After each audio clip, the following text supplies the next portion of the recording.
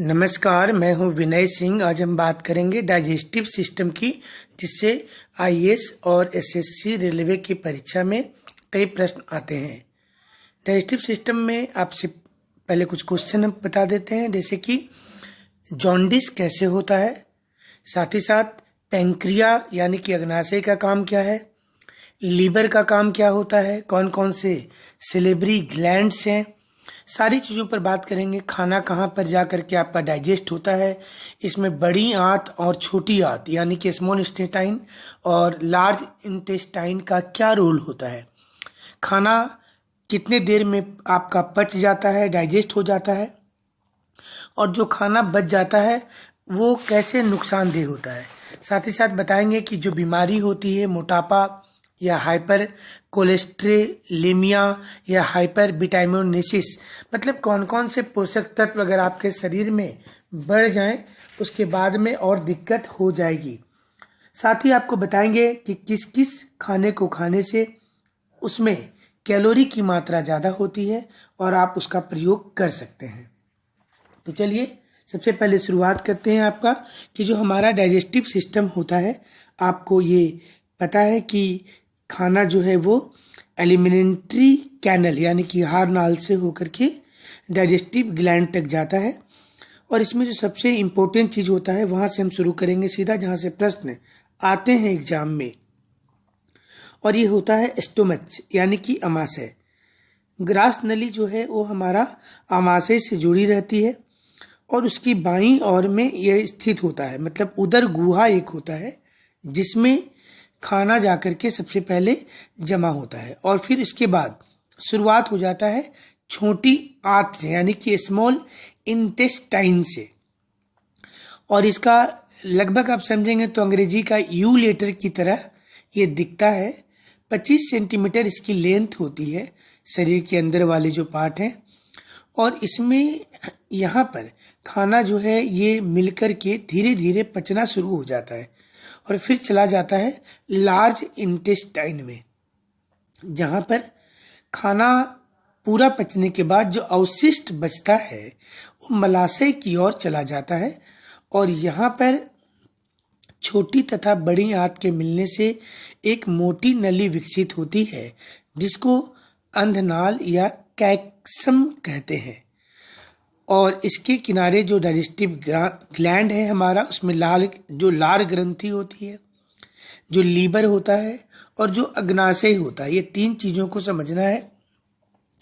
लार ग्रंथि में हमारी जो माउथ है उसमें 3 जोड़ी मतलब सिलेब्री ग्लैंड जो है 3 होता है वहाँ, और ये तीनों मिलकर के खाना को पचाने की शुरुआत करता है। जिसमें लीवर के बारे अगर समझेंगे तो लीवर जो होता है इसमें ये गॉल ब्लैडर है और बाइल नामक एक रस बनता है जो पित्ताशय में एकत्रित होता है। पित्तवाहिनी इसको बोलते हैं, बाइल डक्ट, और ये ग्रहणी में जाकर के खुल जाती है। अब यहाँ पर समझेंगे हम लोग कि जो बाइल पिगमेंट या बिलरुबिन है, इसका निर्माण जो रेड ब्लड कॉर्पस्कल्स है आरबीसी के हीमोग्लोबिन से हमारे जो यकृत यानी कि लीवर की कोशिका के द्वारा किया जाता है। यह रक्त की जगह पित्त रस में मिलता है और पित्त रस के साथ ये कहाँ चला जाता है, इंटेस्टाइन यानी कि आंत में, और ये आमतौर पर मल के साथ बाहर निकल जाता है। कभी कभी लीवर की कोशिका में एक विषाणु का संक्रमण हो जाएगा जब रक्त में इस जो बाइल पिगमेंट की बात कर रहे हैं, बिलरुबिन, इसकी मात्रा बढ़ जाती है तो शरीर की त्वचा, नाखून और आंख में या झिल्ली में थोड़ा पीला रंग दिखाई देने लगता है। इसे ही आम तौर पर जॉन्डिस के नाम से या पीलिया रोग के नाम से जानते हैं। तो हमारा जो पाचन की क्रिया है इसमें सैलिवा के अलावा जो एग्जाम्स में आते हैं उसमें टाइलिन, माल्टोज या माल्टेज ये एंजाइम है और ये ग्लूकोज में परिवर्तित कर देता है पूरे खाने को, और इसके बाद खाना में आपको जो पाचन क्रिया है वो शुरुआत हो जाती है। अब देखिए इसमें अमाशय यानी कि स्टोमच में जब खाना पहुंच रहा है तो वहां से एक गैस्ट्रिक जूस आता है जिसको आप जठर रस बोलते हैं, इसमें लगभग 90% जल होता है। इसलिए लोग आपको अक्सर बोलते होंगे कि खाना खाने के आधा घंटा 1 घंटा के बाद पानी पीना चाहिए। और 5% इसमें हाइड्रोक्लोरिक एसिड होता है, ये जरूर याद कीजिएगा। और इसमें जो होता है पेप्सिन, रेनिन और जठर लाइपेज, ये 3 होता है। तो भोजन को प्रोटीन से मिलकर, अब देखिए अलग अलग प्रकार से इसमें बायोलॉजिकल टर्म्स है जिसको ये परिवर्तित करते हैं, तो उतना टिपिकल आपको परीक्षा में नहीं पढ़ना है। लेकिन अगर आपके शरीर में कभी वसा की मात्रा ज़्यादा हो जाए तो ऐसे में मोटापा बढ़ जाता है और कोलेस्ट्रोल भी बढ़ जाता है, और ऐसी स्थिति में आपको क्या हो जाएगा, ये शुगर जो बीमारी होती है ना, डायबिटीज, ये उसके चलते होता है। तो इसको कम आप कर सकते हैं, आपके हाथ में वो रहता है। और इसी प्रकार से अगर फ्लोरीन की मात्रा बढ़ जाती है तो हाइपर कोलेस्टेरोलेमिया या फ्लूरोसिस होता है। कभी कभी हार्ट अटैक का हो जाता है, दांत कमजोर हो जाएगा आपका, और अस्थि जो होती है ना आपकी हड्डी, उसमें कैल्शियम का असामान्य जमाव हो जाएगा। बहुत ज्यादा विटामिन मिलेंगे तो अच्छा नहीं है, इससे हाइपर विटामिनोसिस की बीमारी होती है, जिसमें शरीर में असामान्यता आ जाता है। कभी किसी का उंगली फूल जाएगा या कुछ सर के कोई पार्ट्स बड़े हो जाएंगे, तो उसको एक लिमिट में लेना ज्यादा उचित माना जाता है। अब आपको हम समझाते हैं कि जो एग्जाम्स में क्वेश्चन आएंगे तो आप कैसे करें। अब देखिए कि लार जो होता है ना, इसका पीएच वैल्यू जो है हमारा 6.8 होता है, ये ध्यान रखिएगा। और जो जठर रस है वो 2.2 है, और अग्नाशय जो हमारा पेंक्रिया में होता है वो उसका 8 होता है पीएच। और जो आंत के अंदर जितने भी जो वहां पर हार्मोन्स भी हैं और जो जूस या रस होता है वो 7.7 होता है।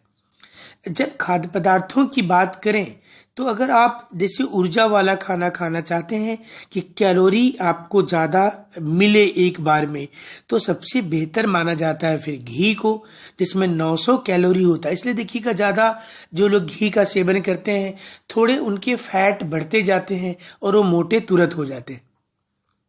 इसी प्रकार से देखिए गेहूं चावल में ऊर्जा अगर देखा जाए तो 350 के आसपास दोनों में होता है, तो ये बहुत ठीक है, कॉमन रूप से ये अच्छा माना जाता है। और वैसे ही गाय के दूध में ऊर्जा कम है लेकिन कैल्शियम अच्छा होता है उसमें, तो इसलिए कार्बोहाइड्रेट है और पानी का भी मात्रा होता है, तो 120 होता है। एग्जाम्स में कभी कभी ऐसे प्रश्न दिए जाते हैं। और आप अन्य चीज जैसे खाएंगे, मान लीजिए जैसे कि मुर्गी का अंडा खाते हैं आप, तो ऐसी स्थिति में जो है 170 ही आपको ऊर्जा कैलोरी में मिल रहा है। लेकिन इसमें अगर देखिएगा तो फिर आपको चर्बी की मात्रा ज्यादा हो जाता है, और ये 13 ग्राम होता है, इसलिए मुश्किल होती है बहुत ज्यादा खाने से। और बकरी का मांस जिसे इसको आप रेड मीट कहते हैं, ये अगर आप यूज करते हैं तो इसमें चर्बी तो 4 है लेकिन प्रोटीन होता है इसमें 21, और ऊर्जा भी मिलती है। तो ये तो सारी चीजें हमने आपको बताया जो एग्जाम्स के पॉइंट ऑफ व्यू से परीक्षा में आ रहे हैं। अब आपको हम बताएंगे कि जैसे अगर आपको सिंपल क्वेश्चन पूछा जाए कि जो भी लार का रस है प्रतिक्रिया करने के बाद वो क्या बनाता है जिससे खाना हमारा पच रहा है, तो आपको याद रखना है पेप्टोन्स और पैराकैसिन। इसी प्रकार से जो जठर रस है वो अम्लीय होता है, हमने पहले आपको बताया था, इसका पीएच बहुत कम है, और ये जब प्रतिक्रिया करता है तो ये भी बनाता है पेप्टोन्स। और अग्नाशय रस जो है वो पॉलीपेप्टाइड का अणु तैयार करता है। थोड़े ये बायोलॉजिकल नेम है तो मुश्किल आपको थोड़ा सा हो रहा होगा। और साथ में एमिनो एसिड भी बनाता है, वसा का अम्ल भी तैयार करता है। अब चलिए आपको बता दें एक बार फिर से कि जो एग्जाम्स के लिए लीवर का वैल्यू जो है कि लीवर का वजन 1.5 से 2 kg होता है जो शरीर में है, और ये शरीर की सबसे बड़ी ग्रंथि होती है। और इसी को यकृत भी बोलते हैं, जिगर जिगर भी बोला जाता है इसे, लीवर को। और ये दो खंड में होता है। अगर आप अपने शरीर में समझें तो ये ऊपर के भाग में दाईं ओर होता है ये भी। और शरीर का अगर सोचिएगा तो सबसे बड़ा केमिकल फैक्ट्री ये लीवर ही है, जहां पर सारी चीजें तैयार हो रही है। और जो विषैले पदार्थ है वो सारे को मूत्राशय के द्वारा ये निकाल करके बाहर फेंक देता है। तो आपको ज्यादा पानी तो जरूर पीना चाहिए। और यकृत में ही फाइब्रिनोजन नामक एक प्रोटीन होता है जो रक्त का जो आपका क्लोटिंग होता है ना, उसमें वो मदद करता है काफी। और इसके अंदर हिपेरिन होता है जो अंदर में रक्त को जमने नहीं देता है, हिपेरिन जो पदार्थ होता है वो। और जहर खाए व्यक्ति की मृत्यु जो है कैसे जांच करेंगे? लीवर की जांच से तैयार की जाती है वो, कि किसी ने जहर से आत्महत्या किया है या नहीं। और जो अतिरिक्त शक्कर मतलब आपकी चीनी जो होगी ना शरीर के अंदर में, उसको वसा में परिवर्तित करके ये बाकी चीजों में बंटवारा कर देता है। अब इसके बाद देखिए, इसके नीचे थोड़ा सा नाशपाती के सेब का पित्ताशय होता है, छोटी थैली होती है। और यहाँ से पित्ताशय में आता है। और पीलापन और हरापन लिए एक पदार्थ होता है, इसमें थोड़ा सा येलोइश कलर होगा। और आंत में वसा को विखंडित करने वाले एंजाइम को ये थोड़ा सा स्पीड बढ़ा देगा उसका। तो साथ में चलिए पेंक्रिया के बारे में बता दे थोड़ा, कि ये दूसरी सबसे बड़ी ग्रंथि है हमारे शरीर की। और इसमें नलिक विहीन मतलब अंतःस्रावी है, और दोनों प्रकार के साथ ये चलती है। एसिनस नामक रस इसमें होता है और ये भोजन पचाने में काम करता है। लैंगरहैंस की द्वीपिका कहते हैं इसे, जो इंसुलिन, सोमेस्टोस्टिन और ग्लूकेगॉन हार्मोन को ये निकालता है। और साथ में इंसुलिन जो है इसका स्राव लैंगरहैंस की द्वीपिका द्वारा होता है। और ये रक्त में आपकी जो चीनी की मात्रा है उसको नियंत्रित कर लेता है। इसकी कमी जब हो जाएगी तो डायबिटीज या मधुमेह नामक रोग होगा। मतलब इंसुलिन अगर शरीर में कम हो जाए तो आपको डायबिटीज का खतरा होने लगता है। और एंजाइम तो बहुत जरूरी है खाना पचाने में। और इसमें खास करके जो एंजाइम्स हैं ये, इनके अतिरिक्त कुछ बैक्टीरिया भी होते हैं, जैसे ई कोली होता है शरीर के अंदर, जो खाना पचाने में आपका मदद करता है। एंजाइम में देखिए, लार में जो एंजाइम जो हमने पहले भी बताया कि ये जैव उत्प्रेरक कहलाते हैं, क्योंकि इनकी उपस्थिति मात्र से रासायनिक क्रियाएं समान तौर पर शुरू हो जाती है। और म्यूसिन को भी आप याद करेंगे। एंजाइम और हाइड्रोक्लोरिक एसिड खाना पचाने में इनकी काफी भूमिका होती है, जो कार्बनिक और अकार्बनिक पदार्थ को शरीर से अलग कर देते हैं। अमाशय में ही भोजन में जठर रस मिलता है, जिसमें प्रमुख एंजाइम के अतिरिक्त रेनिन, पेप्सिन और लाइपेज ये एंजाइम भी पाए जाते हैं। पेप्सिन का खास मकसद होता है कि प्रोटीन को तोड़ देती है और इससे पेप्टोन और एल्बुमोज में बदल देता है।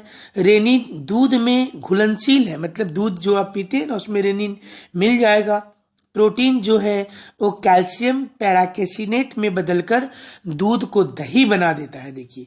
और लाइपेज वसा को पचाता है। हाइड्रोक्लोरिक एसिड एंजाइम की क्रिया को थोड़ा स्पीड कर देगा और बैक्टीरिया को मारने का कार्य करता है। तो हमारे साथ आप जुड़े रहिएगा, हम ऐसे ही वो सारी चीजों को बताएंगे जो एग्जाम्स में जरूरी होगा। हमसे जुड़ने के लिए आपको एक बार फिर से